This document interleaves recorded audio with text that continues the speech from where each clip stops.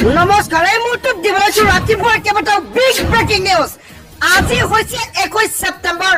গোটেই অসমৰ লগতে ভাৰতৰ বিভিন্ন প্ৰান্তৰ পৰা যুগুতোৱা হৈছে কেইবাটাও গুৰুত্বপূৰ্ণ খবৰ। পৰৱৰ্তী খবৰ, আজি নাই যান জঁট, নাই যান বাহনৰ কোলাহল। উপৰ্যুপৰি শুনিবলৈ পোৱা গাড়ী মটৰৰ উৎকট হৰ্ণো আজি বাজি থকা নাই। সকলো নিস্তব্ধ, বন্ধ সকলো ব্যৱসায়িক প্ৰতিষ্ঠান, নিমাত নিস্তব্ধ গুৱাহাটী মহানগৰ। আন এটা খবৰ, তিনিদিনীয়া শোক দিৱস ঘোষণা কৰিছে অসম চৰকাৰে। দিল্লীলৈ যাব মুখ্যমন্ত্ৰী হিমন্ত বিশ্ব শৰ্মা।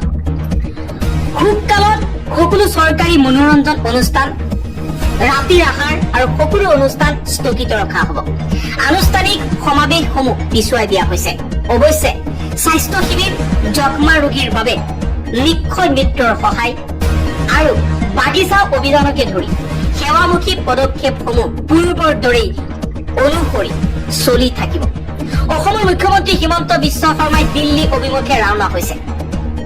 অসমৰ নয়নৰ মণি সাৰ্থক জুবিন গাৰ্গক দিল্লীৰ পৰা আনিবলৈ।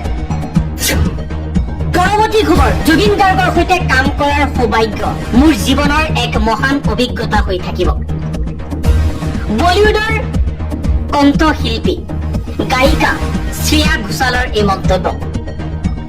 বলিউডৰ প্ৰখ্যাত সংগীত শিল্পী শ্ৰেয়া ঘোষালে তেওঁৰ ইনষ্টাগ্ৰামৰ জৰিয়তে জুবিন গাৰ্গৰ মৃত্যুত শোক প্ৰকাশ কৰি এই খবৰে তেওঁৰ হৃদয় ভাঙি পেলাইছে বুলি উল্লেখ কৰিছে। জুবিন গাৰ্গক দেশৰ আইকন আখ্যা দি তেওঁক মেগা ষ্টাৰ আৰু এজন সুন্দৰ মানুহ আছিল বুলিও উল্লেখ কৰিছে।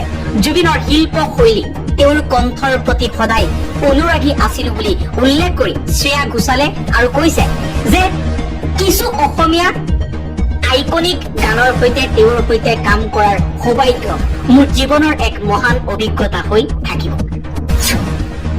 পৰৱৰ্তী খবৰ, দেওবাৰে পুৱা 6 পৰা 7 বজাৰ ভিতৰত গুৱাহাটী পাব জুবিন গাৰ্গৰ পাৰ্থিৱ শৰীৰ। মুখ্যমন্ত্ৰী হিমন্ত বিশ্ব শৰ্মাই এই ডাঙৰ ঘোষণা কৰিছে। ৰাজহুৱা শ্ৰদ্ধাঞ্জলিৰ বাবে জুবিন গাৰ্গৰ নশ্বৰ দেহ ৰখা হ'ব সৰু সজাই। বন্ধ কৰি দিয়া হ'ব ৰাষ্ট্ৰীয় ঘাইপথত ট্ৰাক আৰু গধুৰ যান বাহনৰ চলাচল।